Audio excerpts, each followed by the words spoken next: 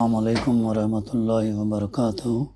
اعوذ باللہ من الشیطان الرجیم، بسم اللہ الرحمن الرحیم۔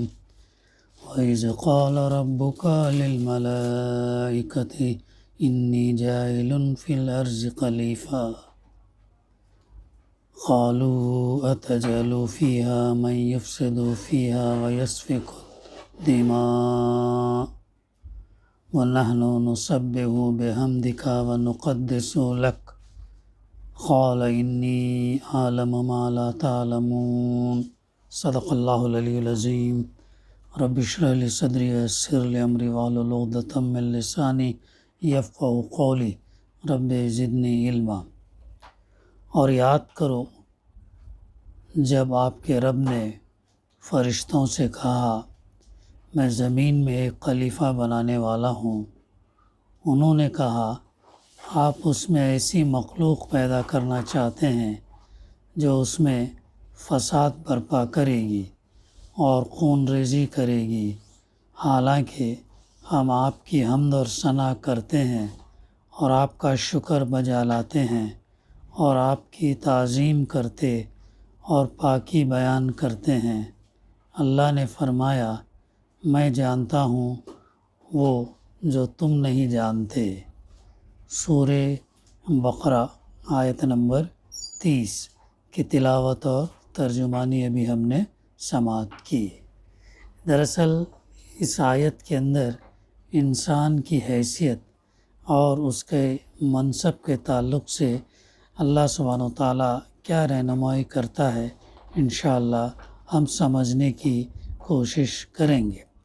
اللہ خالق ہے اور انسان مخلوق ہے، اللہ مالک ہے اور انسان مملوک یعنی غلام ہے، اللہ طبعی اور شرعی حاکم ہے اور انسان اس کا محکوم ہے، اللہ تعالیٰ رب یعنی آقا، مولا اور مطاع یعنی اطاعت کا مستحق ہے، انسان اس کا پروردہ ہے، بندہ اور غلام ہے، اس کا فرما بردار اور اطاعت گزار ہے۔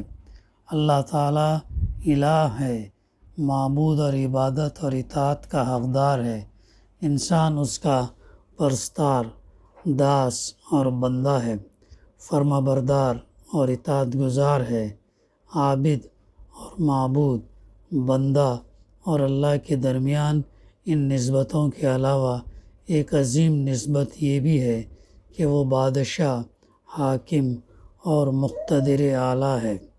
حاکمیت اور سوورنٹی صرف اسی کا حق ہے، اللہ کا حق ہے، اس کی حاکمیت اور سوورنٹی میں کوئی اس کا شریک نہیں ہے، انسان اس کی مخلوق، اس کا غلام، اس کی رعایا، اس کا مطیع، اس کا پروردہ، اس کا عابد ہونے کے ساتھ ساتھ اس کا خلیفہ یعنی نائب اور جانشین بھی ہے۔ نائب مالک نہیں ہوتا بلکہ اصل مالک کا قائم مقام ہوتا ہے، اس کے اختیارات اپنے ذاتی نہیں ہوتے، اصل مالک کے دیے ہوئے ہوتے ہیں، وہ خود مختار نہیں ہوتا، اصل مالک کا وفادار ہوتا ہے، وہ اپنے احکام اور قوانین نافذ نہیں کرتا بلکہ نائب اور وائسرائے کی حیثیت سے مالک کی جائیداد، جاگیر یا ریاست میں تصرف کرتا ہے۔ ریاست میں اپنی نہیں، اپنے اور ریاست کے مالک کی مرضی پوری کرتا ہے۔ انسان کو اللہ نے اپنا خلیفہ بنایا ہے، انسان کو زمین پر اللہ کی مرضی پوری کرنا ہے، اللہ کی بادشاہت قائم کرنا ہے، اللہ کے احکام اور قوانین نافذ کرنا ہے۔ بندگی رب کی دعوت اور قرآن کا پیغام انسانیت کے نام جو سورہ بقرہ کے تیسرے رکوع میں دیا گیا وہ انسان کی نجی اور پرائیویٹ زندگی تک محدود نہیں ہے، انفرادی اور شخصی زندگی تک محدود نہیں ہے، عائلی اور گھریلو زندگی تک محدود نہیں ہے، بلکہ پوری سماجی، معاشی اور سیاسی زندگی تک وسیع ہے، قومی، ملکی اور بین الاقوامی زندگی تک وسیع ہے۔ مدرسہ، مسجد اور خانقاہ تک محدود نہیں ہے بلکہ سیاست تک وسیع ہے، صلح، کانفرنس اور جنگ کے میدانوں تک وسیع ہے، ادب، آرٹ، تہذیب اور تمدن تک وسیع ہے، پوجا پرستش تک محدود نہیں ہے، خلافت کی ذمہ داریوں تک وسیع ہے۔ ان دو اصولی باتوں کی وضاحت کے بعد اب اس آیت پر غور و فکر کی نگاہ ڈالیں جس کی اس وقت تلاوت کی گئی۔ اس آیت میں جو اہم الفاظ استعمال ہوئے ہیں، پہلے ان کی وضاحت مناسب معلوم ہوتی ہے۔ رب کے کئی معنی آتے ہیں، یعنی لغوی اعتبار سے یہ لفظ کئی مفہوم رکھتا ہے۔ یہ لفظ تربیت سے ماخوذ ہے، اور تربیت دوسرے کی حالت کو سدھارنے اور درست کرنے کو کہتے ہیں، کسی کے معاملے کی رعایت کرنے کو کہتے ہیں۔ جو شخص کسی چیز کی اصلاح اور تکمیل کے لیے اٹھ کھڑا ہوا ہو، اس کے لیے کہتے ہیں کہ اس نے اس کی تربیت کی۔ جو لوگ الہی کتابوں کی اقامت کے لیے زندگی وقف کر دیتے تھے، ان کو ربانی کہا جاتا ہے۔ رب کا اطلاق مالک، مصلح اور معبود، سردار اور مطاع پر ہوتا ہے، اور اللہ تعالیٰ ان سب معنوں میں رب ہے۔ ملائکہ ملک کی جمع ہے، اس کے معنی ہیں فرشتہ، فرستادہ یعنی بھیجا ہوا۔ یہ اللہ کی ایک مخلوق ہے جس کو اللہ تعالیٰ نے نور سے پیدا کیا ہے، اسی لیے فرشتے نظر نہیں آتے ہیں۔ جنات آگ کی لپیٹ یعنی لو سے پیدا کیے گئے ہیں، اسی لیے وہ بھی نظروں سے اوجھل رہتے ہیں۔ آدمی مٹی سے اور زمین کے اجزاء سے پیدا کیا گیا، ان دونوں مخلوقات کا مادہ لطیف ہے اور انسان کا مادہ کثیف ہے۔ جہالت زدہ انسان فرشتوں اور جنات کو اللہ کے ساتھ خدائی میں شریک ٹھہراتے ہیں، جبکہ حقیقت واقعہ یہ ہے کہ فرشتے اور جنات دونوں اللہ کی مخلوق اور بندے ہیں۔ جنات میں تو انسانوں کی طرح مومن اور کافر، وفادار اور بے وفا، فرما بردار اور نافرمان دونوں قسم کے ہوتے ہیں، لیکن فرشتے صرف فرما بردار ہی ہوتے ہیں۔ لا یعصون اللہ ما امرہم، جو حکم بھی انہیں دیا جاتا اسے وہ بجا لاتے ہیں۔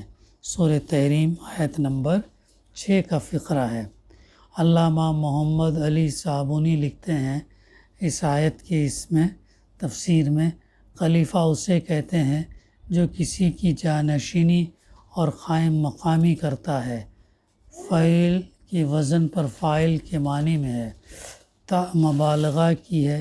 قائم مقام کا نام خلیفہ اس لیے رکھا گیا کہ وہ اللہ تعالیٰ کا نائب اور جانشین ہے، احکام جاری کرنے اور ربانی اوامر کو نافذ کرنے میں۔ چنانچہ اللہ تعالیٰ نے فرمایا، اے داؤد، یقیناً ہم نے تجھ کو زمین میں خلیفہ بنایا ہے۔ فساد اور خون ریزی کا مفہوم بالکل واضح ہے۔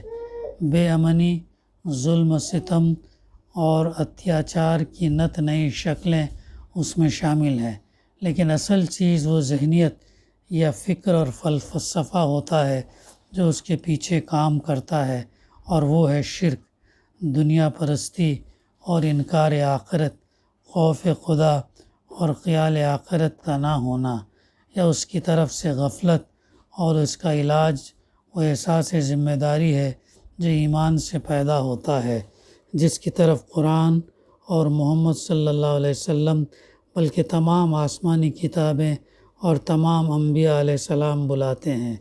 تسبیح کے معنی اللہ تعالیٰ کو بے عیب سمجھنے اور اس کی سبوحیت کا اقرار کرنے کے ہیں، اور اس کے معنی سرگرمی کے ساتھ اللہ تعالیٰ کی اطاعت اور فرما برداری کے بھی آتے ہیں۔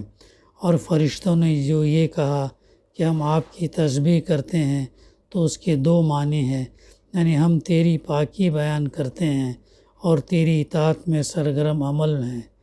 تقدیس کے معنی تعظیم اور تکریم کے بھی آتے ہیں، اور پاک اور صاف رکھنے کے بھی آتے ہیں۔ اور فرشتوں نے یہ جو کہا کہ ہم آپ کی تقدیس کرتے ہیں، تو یہاں اس کے دونوں مفہوم مراد ہے، یعنی ہم تیری تعظیم کرتے ہیں اور تمام خوبیاں اور کمالات اور پاکیزگی تیرے ہی لیے ہے، اس کا اقرار بھی کرتے ہیں اور تیرے جہان کو ہر قسم کی گندگی، ظاہری اور باطنی گندگی سے پاک بھی رکھتے ہیں۔ اللہ تعالیٰ نے فرمایا، میں جانتا ہوں جو کچھ تم نہیں جانتے، یعنی ایک عرضی مخلوق کو پیدا کرنے اور اسے ارادہ اور اختیار اور علم اور عمل کی صلاحیتوں سے نوازنے اور اسے خلیفہ بنانے میں جو حکمتیں اور مصلحتیں پوشیدہ ہیں وہ میں جانتا ہوں۔ تمہیں چونکہ ان کا علم نہیں ہے، اس لیے تم جانکاری اور معلومات کی غرض سے یہ سوال کر رہے ہو کہ ایک ایسی مخلوق کو ارادہ اختیارات دینے میں خرابی کی صورتیں جو پوشیدہ ہیں ان کے ہوتے ہوئے ایسا کیوں کیا جا رہا ہے؟ اس میں کیا حکمتیں چھپی ہوئی ہیں؟ غرض کہ اس آیت کے ذریعے ایک طرف اللہ تعالیٰ نے اپنی حاکمیت اور ربوبیت اور انسان کی عبدیت اور خلافت کا اعلان کیا ہے اور اسے تسلیم کرنے کی دعوت دی ہے، تو دوسری طرف فرشتوں کے تعجب کا جواب بھی دیا کہ اگر صرف تسبیح اور تقدیس ہی پیش نظر ہوتی تو ایک نئی مخلوق پیدا کرنے کی ضرورت نہ تھی۔ عبادت اور اطاعت سے بڑھ کر خلافت کی ذمہ داریاں بھی اسے سونپنا چونکہ پیش نظر ہے، اس لیے انسان کو پیدا کرنا، اسے علم اور اختیار دینا اور خلافت کا بار اس پر ڈالنا پیش نظر ہے۔ اس طرح اللہ تعالیٰ نے کائنات اور خصوصاً زمین میں انسان کی حیثیت ہی صرف بیان نہیں کی بلکہ منصب خلافت پر اس کو فائز کرنے کا اعلان بھی کیا۔ انسان کو اللہ تعالیٰ کی ہمہ پہلو بندگی بھی کرنا ہے اور خلافت کے فرائض بھی انجام دینے ہیں۔ یہاں چند سوال اور ہیں جن کا جواب سامنے آنا ضروری ہے۔ ایک سوال یہ ہے کہ فرشتوں کو یہ کیسے معلوم ہوا کہ انسان زمین میں فساد برپا کرے گا اور خون بہائے گا، قتل اور خون ریزی کرے گا؟ اس کا ایک جواب تو یہ ہے خود اللہ تعالیٰ نے ان کو بتا دیا ہوگا۔ دوسرا جواب یہ ہے کہ انسان سے پہلے دنیا میں جنات بسائے گئے تھے اور انہوں نے یہاں قتل اور خون ریزی کا بازار گرم کیا تھا۔ فرشتوں انہیں پر قیاس کر کے ایسا سمجھا ہوگا۔ تیسرا جواب یہ ہے کہ لفظ خلیفہ سے ہی وہ سمجھ گئے ہوں گے کہ ارادہ اور اختیار کے بغیر کار خلافت کا تصور ہی نہیں کیا جا سکتا، اور مخلوق کو ارادہ اور اختیار ملے اور وہ خون ریزی اور فساد انگیزی نہ کرے ممکن نہیں ہے۔ دوسرا سوال یہ ہے کہ فرشتوں نے یہ جو کہا کہ ہم آپ کی تسبیح اور تقدیس کرتے ہیں، تو کیا اس طرح انہوں نے حق خلافت جتلایا تھا؟ جواب یہ ہے کہ ایسا نہیں ہے۔ فرشتوں میں نہ خلافت کی صلاحیت تھی اور نہ اس کی خواہش اور طلب، وہ تو صرف فرما برداری کرنا جانتے ہیں، وہ صرف مصلحت اور خلافت کی ضرورت اور حکمت جاننا چاہتے تھے۔ آخری سوال یہ ہے کہ وہ غرض اور مقصد کیا ہے جو انسان کو پیدا کر کے اسے خلافت کی ذمہ داریاں سونپنے میں مد نظر تھا؟ اصل چیز تو مرضی مولا زما اولا ہے، یعنی اللہ نے جو چاہا کیا۔ اس طرح اللہ تعالیٰ نے اپنی قدرت، حکمت، علم اور صفات کی مظہر مخلوق پیدا کر کے اپنے خلاقی کا اظہار کیا ہے، اور تیسرا اور بااختیار مخلوق پیدا کر کے اس کو آزمائش میں ڈالنا اور امتحان میں پورا اترنے والوں کو اچھی سے اچھی اور اعلیٰ سے اعلیٰ نعمتوں سے نوازنا چاہتا تھا، مگر چونکہ وہ منصف اور عادل بھی ہے، اس لیے اس نے انسان کے اندر ایک طرف اگر دنیا کو جنت بنانے کی صلاحیت پیدا کی ہے تو دوسری طرف اسے دوزخ بنانے کی صلاحیت بھی دی ہے۔ ایک طرف اگر ہدایت کے بے شمار فطری اور شعوری اور اختیاری ذرائع پیدا کیے ہیں تو دوسری طرف شیطان اور اس کی ذریت اور گمراہی کے اسباب بھی پیدا کر دیے ہیں، تاکہ جو جیسا کرے وہ ویسا بھرے۔ جہاں تک مصلحتوں کا سوال ہے تو سنیے، علامہ ابن کثیر رحمہ لکھتے ہیں، میں جانتا ہوں وہ جو کچھ تم نہیں جانتے ہو، یعنی میں ان میں انبیاء اور رسول مبعوث کروں گا، اور ان میں صدیق، شہداء، صالحین، عبادت گزار لوگ، اولیاء اور ابرار اور مقرب بندے، علماء باعمل، خشوع اور خضوع کرنے والے، اللہ تعالیٰ کو محبوب رکھنے والے، اس کے رسولوں کی اتباع کرنے والے پیدا ہوں گے۔ یعنی برے لوگ برائیاں کریں گے تو اچھائیاں کرنے والے بھی بے شمار پیدا ہوں گے، جو امن اور امان اور عدل اور انصاف قائم کریں گے، اور اللہ کے خلیفے کی حیثیت سے اللہ کی زمین پر اللہ کے احکام نافذ کر کے اسے امن اور امان اور عدل اور انصاف اور اخوت اور مساوات کا گہوارہ بنا دیں گے۔ پھر ہر جگہ امن اور چین ہوگا، سب کو انصاف ملے گا، اور سب میں بھائی چارہ اور برابری کا چین ہوگا۔ دعا ہے کہ اللہ سبحانہ و تعالیٰ ہمیں کہنے سننے سے زیادہ صحیح سمجھنے، اس پر عمل کرنے اور راہ راست پر چلنے کی توفیق عطا کرے۔ ربنا تقبل منا انک انت السمیع العلیم وتب علینا انک انت التواب الرحیم۔ صلی اللہ تعالیٰ علی خیر خلقہ وعلی آلہ وصحبہ اجمعین والحمد للہ رب العالمین۔